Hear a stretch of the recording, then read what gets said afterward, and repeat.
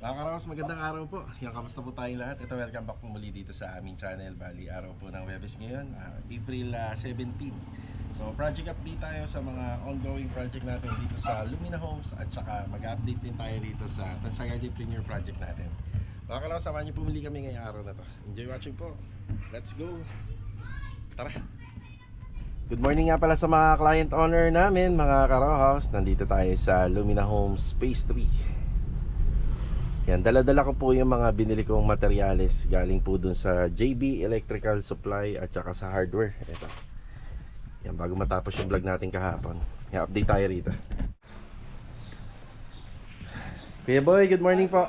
Ito po. Yan po yung mga laman. Tapos ito yung kahapon na isuksok ko dito sa bintana. So itong pipe na to, isa gagamitin dito sa TV console para sa wiring. Tapos yung sa fittings naman para sa exhaust fan. Bilo, good morning.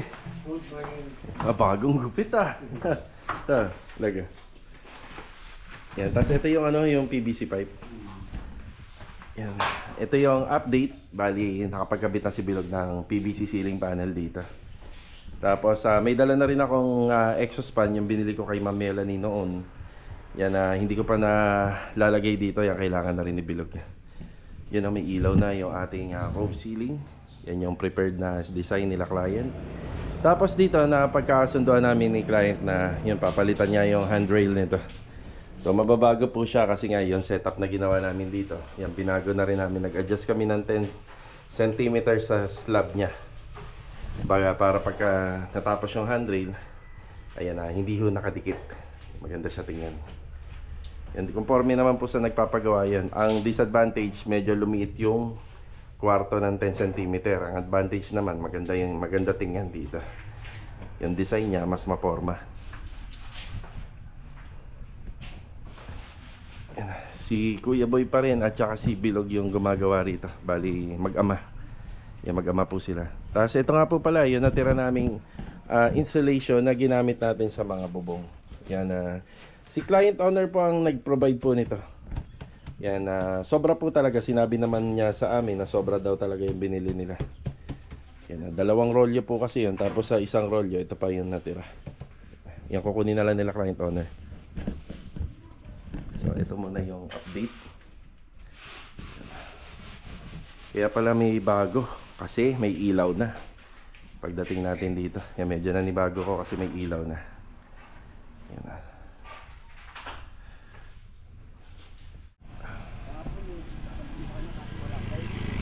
Yan.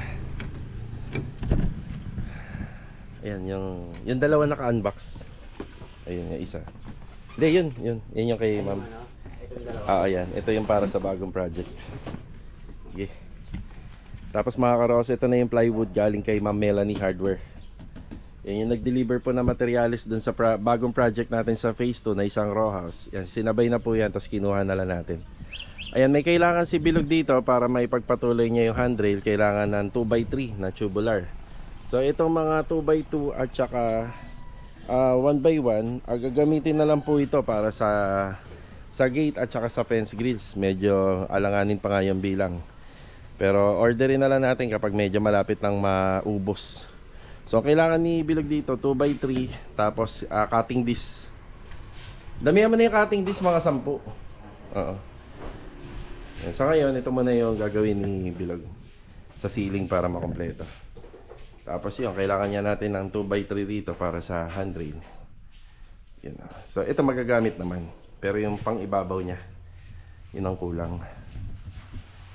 Sa tingin ko, kulang din yung 2x2 eh. Bilangin niya natin para maisabay na. Sa gate, 4 na makukuha natin yan. Dito, 4 na to, no? Plus ito, bali, meron ka na yan. Kaso dalawang parang wala pa tayo. So, order tayo ng dalawang 2x2. Tapos 2x3 para may priority. Sige tayo, salamat po. Galing tayo rito sa hardware. Ayan, bumili tayo ng isang 2x3 at saka 2x2 na tubular. So ito na po yan. Tapos binayaran na rin po natin yung mga materials na pina-order natin nung A15. Ayan, metal studs 5, 4 na metal paring at saka isang karagdagang 1/4 na Shera board. So dito yan sa ginagawa nila bilog. Tara, diretso tayo sa Tansa Garden Premier Project. Tapos yung mga tubular i-deliver ngayong umaga. Tapos si bilog naman, siya na yung kumuha ng mga cutting disc dun sa malapit din na hardware sa phase 3. Yan, yung ka-branch po nitong ELC. Tara.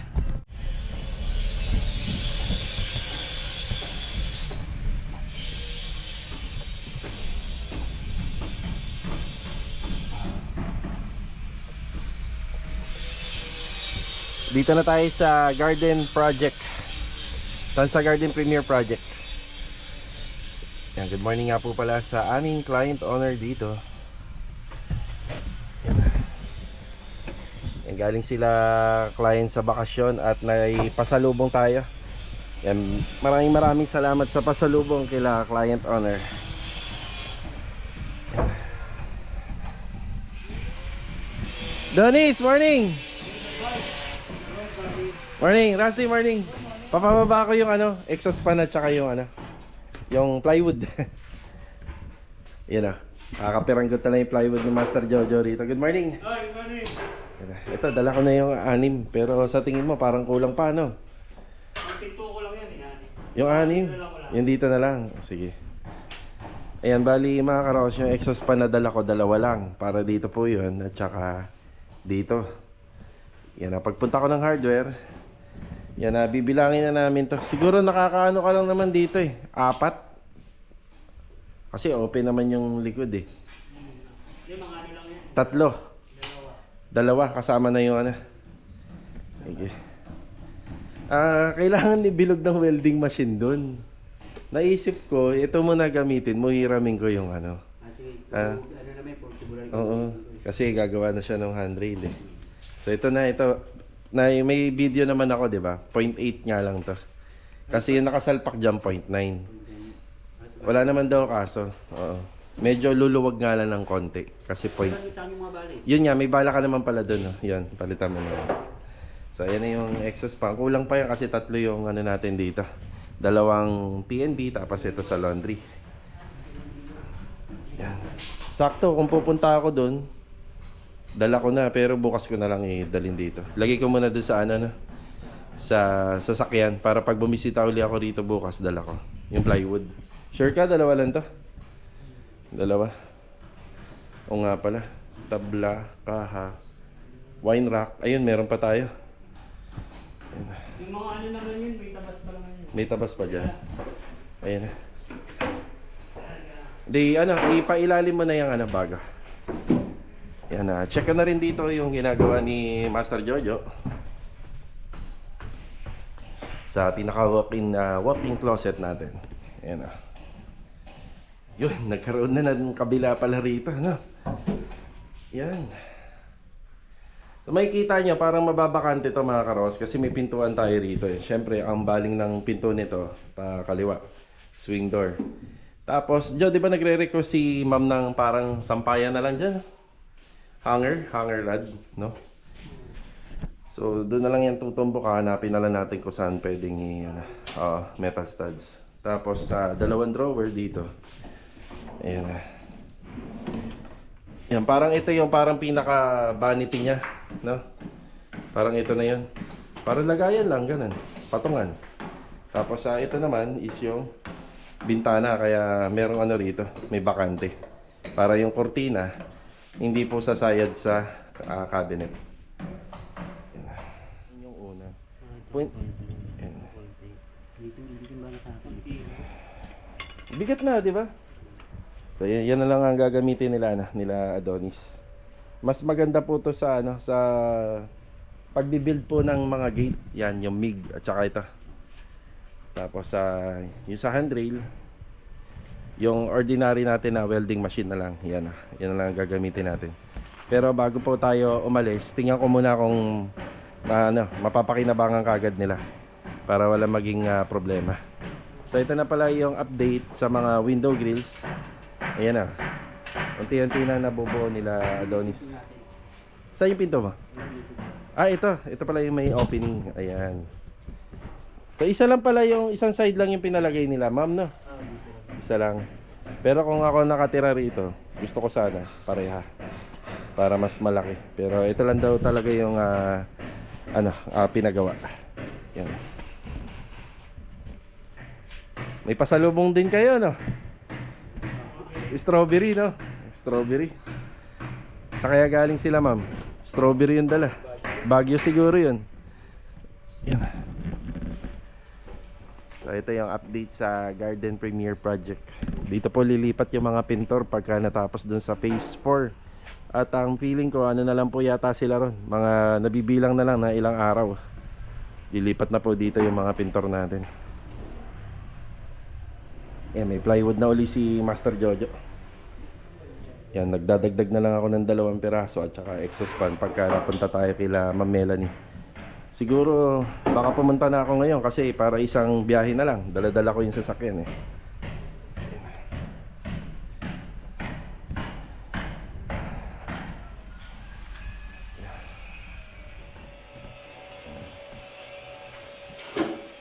Bakit? Kasi may butas kasi yan eh. Oo. Ano ang mula sa akin? May butas, paunti-unti. Ano ba yung natin? Isa? Andun pa rin, nakasurrender pa rin eh. Pati nga yung isang chipping gun eh. Pinagawa mo na pala. Oo nga. Dito na naman yung ano nun eh. Pag nag-start lang siya dito. Oo. Ewan ko ba sa Inco ngayon, bakit ang tagal ng repair nila? Pagkano bawiin ko na lang, no? Pag wala pa sa service center, tayo na lang gagawa.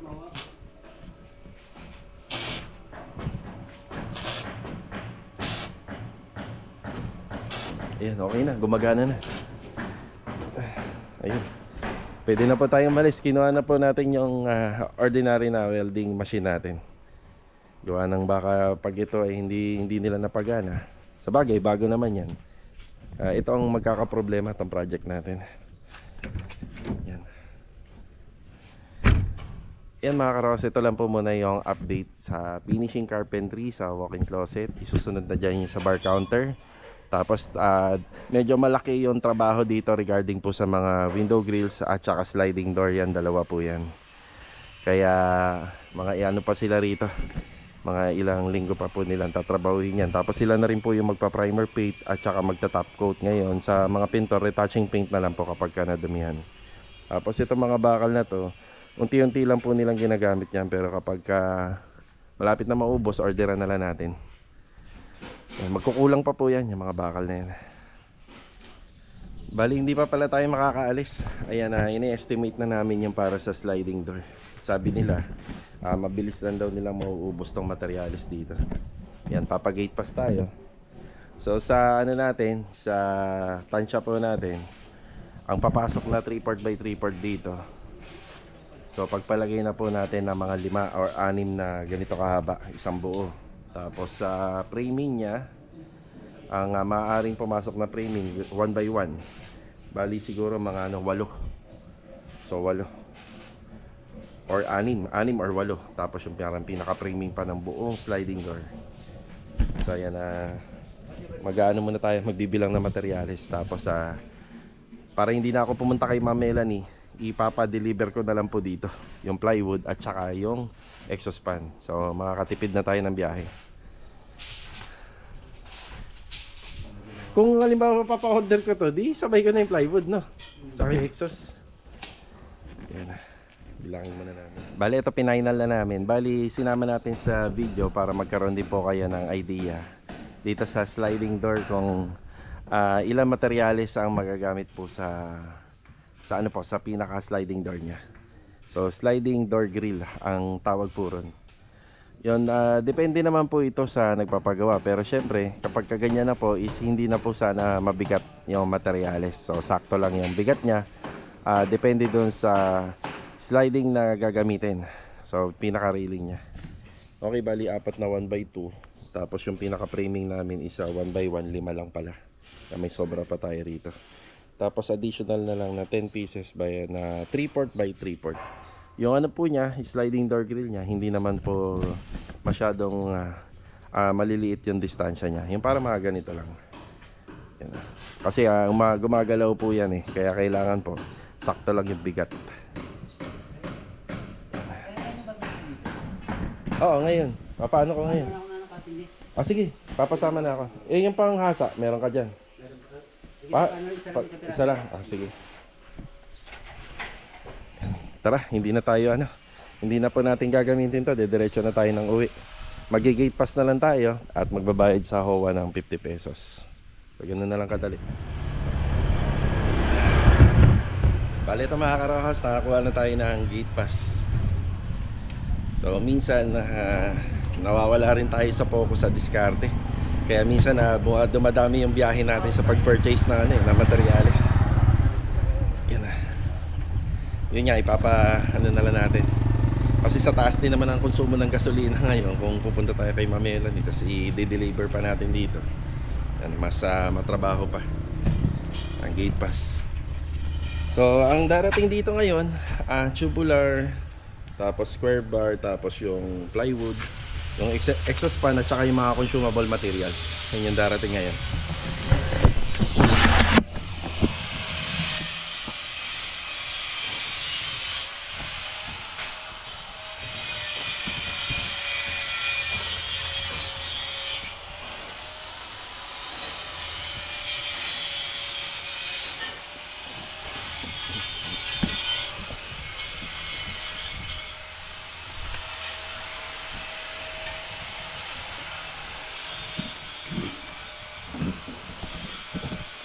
May iba ka pa bang lakad?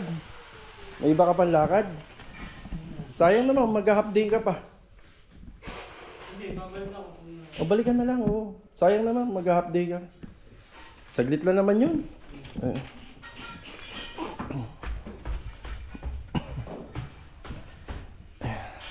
Yan, sa amin naman po dito mga karos, kahit mawala ng maliit ng isang oras, okay lang po sa atin yun kasi kailangan lang talaga nilang kumuha ng police clearance para doon sa Anyana Bel Air West project natin. Si Kuya Richard meron na. Tapos si Adonis at Trusty naman yan susunod nang kukuha. Ito yung project. Yun. Lahat po to mga karos may pintuan. Kaya yung dala-dala ko daw na plywood, sabi ni Master Jojo, dito lang daw yung gagamitin. Yan.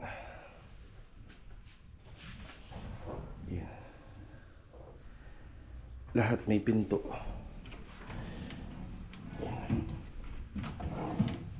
Yan, kanya-kanya po talagang style at setup. Di bali maluwag naman nasa 130 cm po yung pagitan nito. Yan, kaya kahit may pintuan, okay pa din. Pero yung mga ganito ka luwag, double door na po yan. 2 door na, pati ito. Masyado na malaki. Ito 2 door po natin to.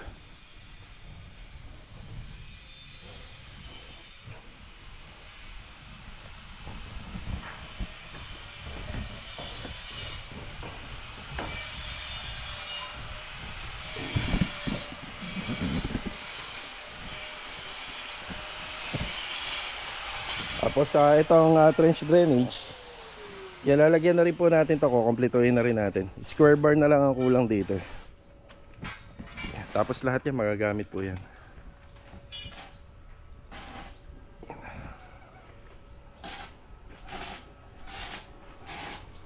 Yung pala ang taga-fabricate. Tapos si Adonis ang taga-putol. Dati si Jojo lang gumagawa niyan. Nag-uumpisa pa lang kami. No, Jono, ikaw lang nagawa niyan. Mga window grills. Ang ina-assemble ni Jojo niya, mga 10 mahigit. Isang araw, oo. Tapos pahinga na ng 3 araw. Kasi yung mata, magamagana. Yan na. Okay. Sige, dun. Yan na. Balik na po tayo sa Lumina. Yan, nagtagal po tayo rito kaya nakaisip pa ng iba't ibang paraan pa paano natin madadala rito yung materyales. Siguro nakailang 50 pesos na rin po ako rito. Yan, shoutout nga pala kay Sir Red. Wala po si Ma'am Krisha, yung secretary HOA. Si Sir Red po yung nag-assist sa atin para sa gate pass.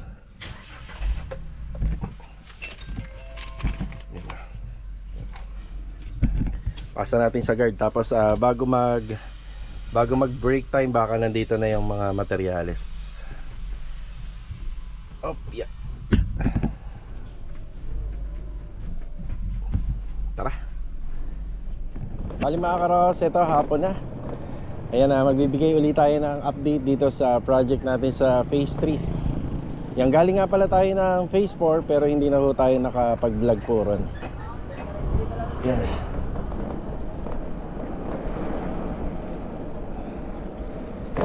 Ayan, update ulit tayo rito.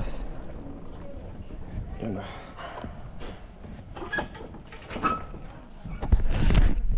Ayun oh, kinakabit na pala ni Kuya Boy yung mga lamppost dito sa poste. Tapos dumating na nga pala yung tubular na in-order natin. Ito yun.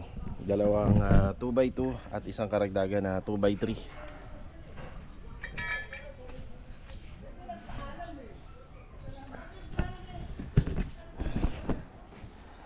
Kompleto na yung kisame. Ayan, kompleto na kisame rito. Ayan, bakit meron po nito mga karokas? Para wala pong dugtong sa, sa PVC ceiling panel. So ganyan yung discarding nga ginagawa namin para walang dugtong. Kasi 4 meters lang naman yung haba na to eh. Since may corner kasi siya, kaya alagpas na siya ng 4 meters. Para hindi na ho tayo gagamit ng edging. Mas maganda siya tingnan, di ba? Ay, umpisa na nibilog yung handrail. Ito yung pinaka-design niya na. Ayun. Parang ganyan yung sa Riego de Dios, no? Natatandaan. Ayan.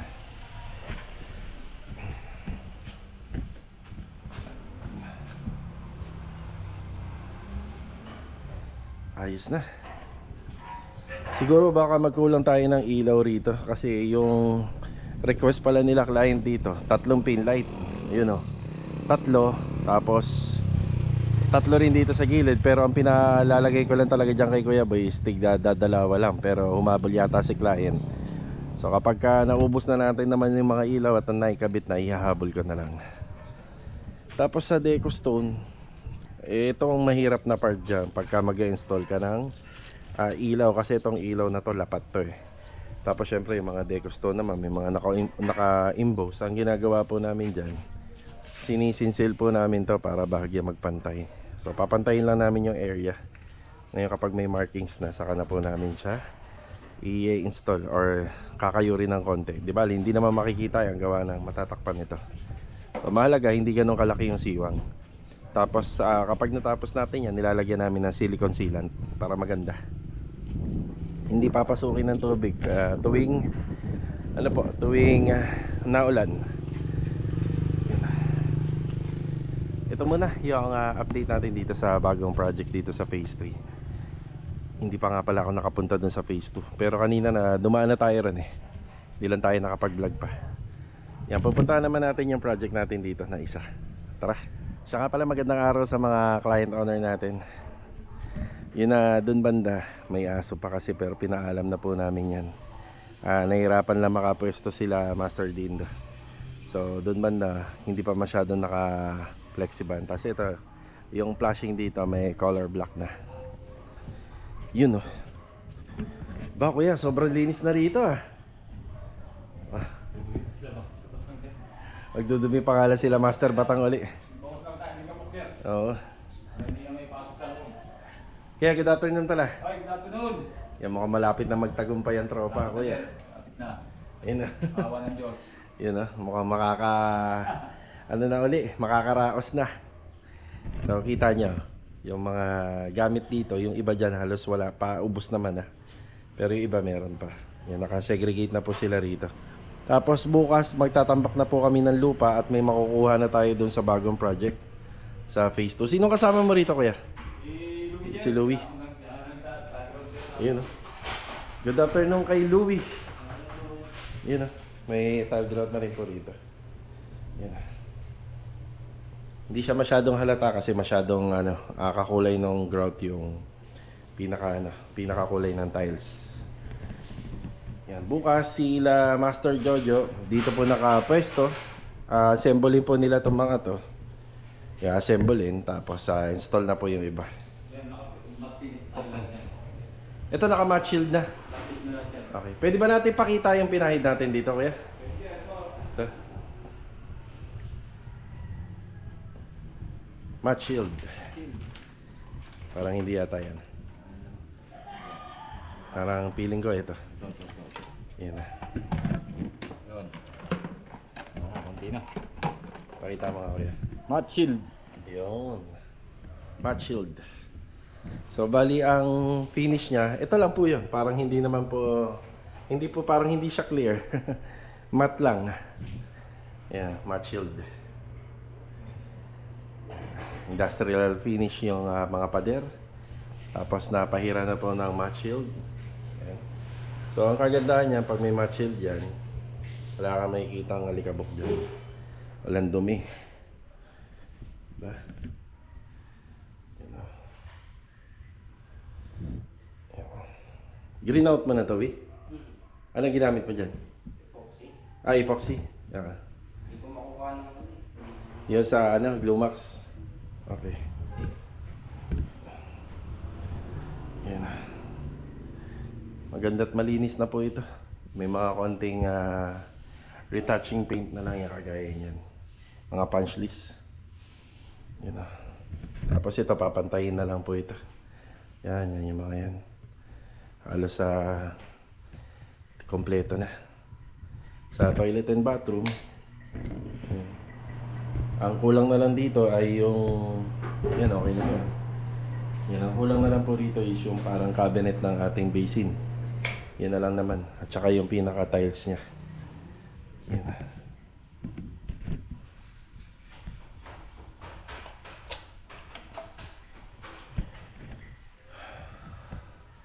Ganda na. Ganda na tong bahay na to. Yan. Ganda na. Mag-assemble na lang sila Master Jojo dito yung kama. Yan. Tapos mabibitin lang tayo sa disenyo ng bahay. Gawa ng dapat to na Korean blinds. Yun nga lang, yung mismong materyales nandun kay client. Yan, malapit na tayo matapos dito. Yan, mga TV bracket, kakabit na lang. Tapos meron tayong ito yung workstation nila. Meron tayong assembly na lamesa rito.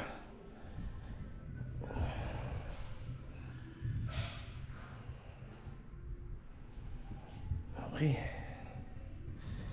Malapit-lapit na. Yan, konting punch list na lang kagaya nito.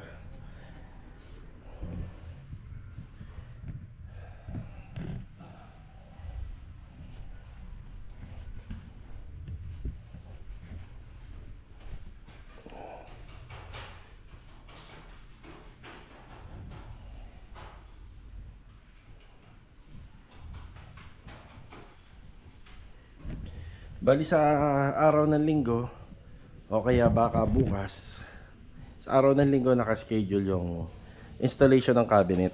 Tapos yung ibang mga dapat ikabit na mga aluminum dito. Tapos bukas yata, Sabado, mukhang ikakabit na po yung ano rito. Yung water tank storage, ayun, filtration. Ayan, baka ikakabit na. Tapos ito, okay naman na. Tibay na.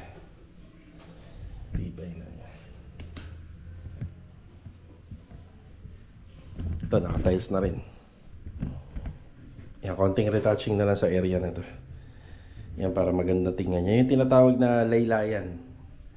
Yan, isa yun sa pinaka mahirap din na detalye sa pagpipintura. Kaya hindi dapat dito lang maganda. Kailangan pati yung laylayan. Yung ilalim, yung pinakagilid. Dapat maayos din. Okay. Ayos.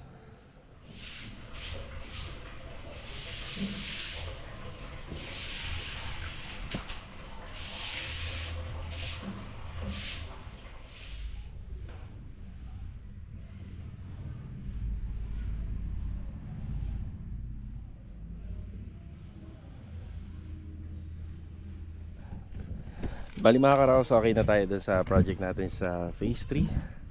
Yan, malapit na magtagumpay yung tropa na. Bago matapos yung vlog natin, konting update tayo rito kasi araw-araw nanonood yung may-ari nito, diba? So ito nga po pala yung mga lupa na nahukay dun sa likod. So ito yung ilalagay po natin dun. Yan. Yan ang bibit-bitin po natin gamit yung kolong-kolong. Tapos buhangin, graba. Ayan, meron tayo rito. Tapos ito nga pala mga karohas, yung may-ari nitong Endlot Corner na kapitbahay nila ma'am ay pumayag po na dito tayo makikikabit ng tubig. Yung usapan na lang namin is monthly, babayaran namin po yung buong konsumo ng tubig nila. Kasama yung kanila, tsaka kasama po yun dito. Tapos yung dahil itong area na to ay medyo mababa, pumayag yung may-ari na yung panambak na lupa ay dito ilalagay. Yan, masyado kasing malalim to. Good afternoon nga pala Kuya Richard, kay Sandy, tsaka kay Epoy. Ayan na. So ito po yung tinatrabaho nilang tatlo rito. Yan. Paagi. Ano ba sa Bisaya yon? Paagi. Padaan. Ayan. Ayan. Ayan. Tapos semento meron na rito. Ma-maximize lang po namin yung space kasi alam niyo naman pag raw house medyo maliit. Tapos yung hollow blocks. Hollow blocks. Ayan. Bali mga karos, yan lang po muna yung mga naganap ngayong araw po ng Biyernes. Kaya kita-kita na lang po ulit tayo sa susunod na vlog, sa susunod na video. Ito, paalam po muna. Let's go! Tara!